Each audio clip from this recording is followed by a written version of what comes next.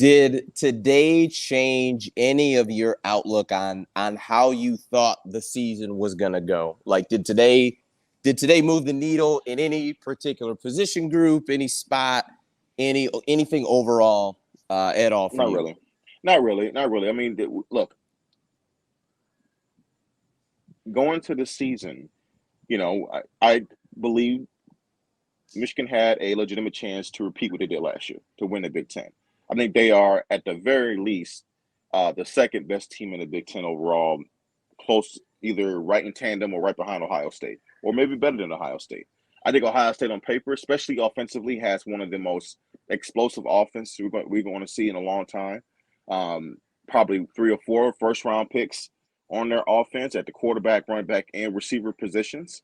So, look, that's going to be tough to deal with, especially if they figure out their defense. But, Michigan has more than enough talent to win the Big Ten. And, if they continue to, based on what we know now, if each positional group continues to do what they've done and show the track record they have shown the last now going on their second year, they should go to Columbus undefeated this year for a chance to win it all and get back to Indy. They're that good, so I much rather be Michigan than Iowa. I'll tell you that much. Lord have mercy. Iowa just catching strays out here. Dude, how is Iowa catching strays today? Have you seen the Iowa game? No. What's happening? Dude, it's like 7 guys. Bet 7-3 versus South Dakota State. Ooh, Yes, it was 5-3 at the beginning of the fourth quarter. Oh, someone did tell. I heard that kind of in passing. Okay. Which means that they got those additional 2 points had to come from a safety. So you mean so wait, actually they must have had 2 safeties. So it must have been 2 safeties and a field goal. So you didn't get an offensive touchdown today versus South Dakota State. I know this is not Iowa channel. I'm just making a point. Hey, it is a good thing. No, because you will never miss out on an opportunity to throw shade at Iowa. You will never miss that opportunity ever. You won't. I wouldn't want to be on. I feel bad for Corey today when he's taking calls. That's all I got to say. Yeah, that's not ideal. For me, I think I'm kind of with and sorry, I just pulled his comment. Zach Allen. I'm with Zach Allen. Today's performance and it's difficult. I don't want to disrespect Colorado State to the point of saying like this is a preseason game and you don't want to take too much from preseason. I mean, like Steve came on Wednesday and said that this is, a team that has, what did he say, 60, transfers in? Like this is a totally different team, So still, I get it. Michigan was not going to lose, but I'm still impressed about the D-line. If you're telling me Anoma in a handful of plays, can get a sack in 5 snaps that he had defensively. If you could tell me Mike Morris can consistently get this type of pressure, Mozzie Smith, if you're telling me that these guys can perform like this on a consistent basis, like or even close to it, I think I think Michigan's got a lot to work with.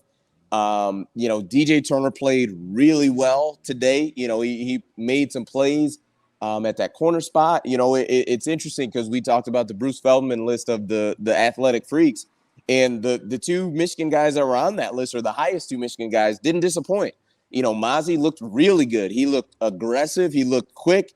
He is big as can be.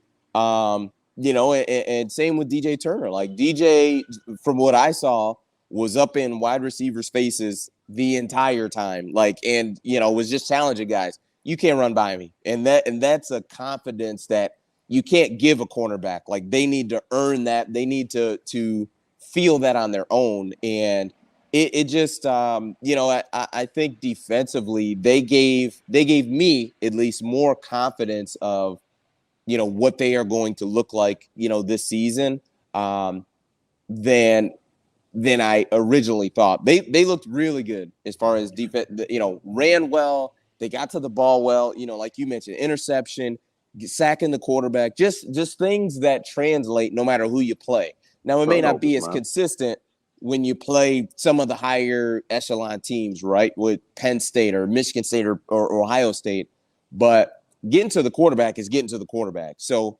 it did give me some confidence of, some of the things that we maybe thought would need some time to kind of get back together. Seemingly, they may be in good shape, earlier than we thought. Yeah, I'll say this. Not everyone's had like an extremely big test week one, but out of Michigan State, Iowa, Illinois, Northwestern, Nebraska, uh, I just saw Rutgers versus Boston College.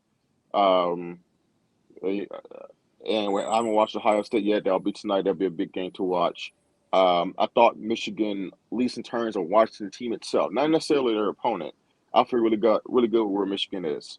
I think Michigan is definitely in the top tier one in the Big Ten in terms of talent. Now we'll see if they can continue to get consistent and bring it all together. But I feel really good about their outlook this season. I think for sure they are at least the second best team in the conference, at least.